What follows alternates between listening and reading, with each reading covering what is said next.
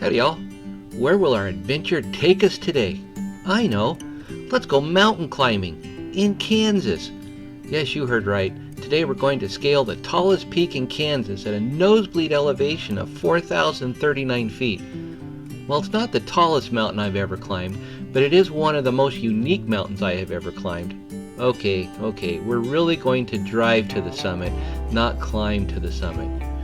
What is the name of this grandiose peak, you ask? Well, it's Mount Sunflower, the tallest peak in Kansas.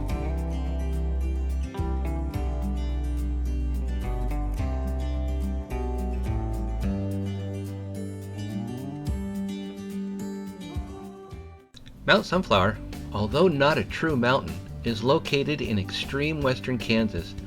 It is the highest point of elevation in the state, and it stands at an impressive height of 4,039 feet above sea level. County dirt roads will lead you through miles of cornfields and open high plains to a cattle guard and onto a private dirt road which leads you to the summit. Kansas gradually increases in elevation from the east to the west, making Mount Sunflower indistinguishable from the surrounding landscape once you reach the summit. Over the years, Mount Sunflower has played a vital role in the development of the state of Kansas. One of the most significant events in its history was in 1911 when the U.S. Geological Survey established the first benchmark on the mountain.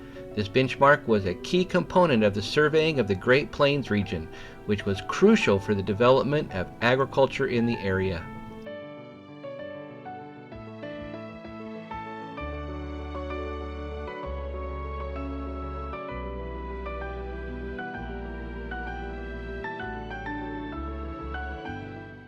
Mount Sunflower is the result of the uplift of the Rocky Mountains, which were formed about 66 million years ago. It overlies massive amounts of sand and gravel that were worn off and carried east by youthful streams away from the uplifting Rocky Mountain. These streams deposited the sediment, forming what is now called the Ogallala Formation. Today, this formation lies buried and forms the Ogallala Aquifer, a rich water-bearing rock layer that is the chief source of groundwater in western Kansas for crop irrigation, municipal water supplies, and industry. Limestone, which is composed of calcium carbonate, is the dominant rock type on Mount Sunflower. This limestone, called the greenhorn limestone, forms karst topography as it weathers and erodes. This results in the formation of many underground caves and sinkholes in the region.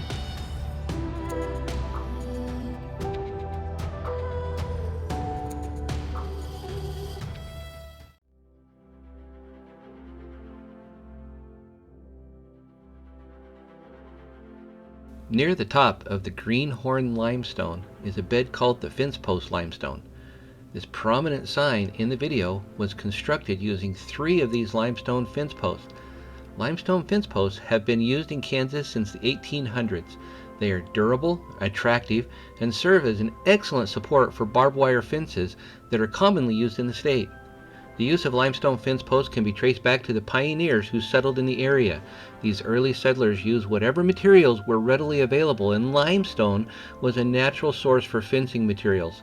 These fence posts are extremely durable and can withstand extreme weather conditions, being exposed to the elements for years without deteriorating. They also support barbed wire fences exceptionally well. Limestone fence posts are much harder than wood poles and can withstand the cutting action of the barbed wire. They also provide a solid anchor for the fence, ensuring that it remains tight and securely in place. Mount Sunflower sits in a region that was once covered by continental glaciers during the Pleistocene epoch approximately 15,000 years ago. During this time, many areas of the continent, including Kansas, were covered by massive ice sheets.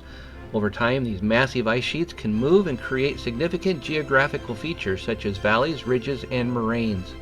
In the case of the region near Mount Sunflower, the continental glaciers that formed during the Pleistocene epoch were instrumental in shaping the landscape that we see today. These glaciers were enormous and covered the region with an ice sheet that was nearly 2 miles thick. As the glaciers moved, they eroded the underlying rock and created extensive valleys and moraines. As they receded, they left behind glacial till, a mix of rock, sand, and clay that is often found in thick layers in glacial regions.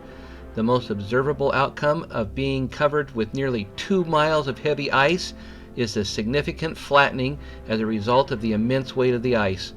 Rolling hills and excellent farmland in the area are the direct result of continental glaciation. Thank you for joining me today as we scaled the tallest peak in Kansas, Mount Sunflower. If you like this video, please give it a big thumbs up and consider subscribing to our channel if you have not already done so. I sincerely appreciate all those who watch, subscribe, and comment on our videos. As always, don't take a trip, let the trip take you. I'll be seeing you soon on our next adventure.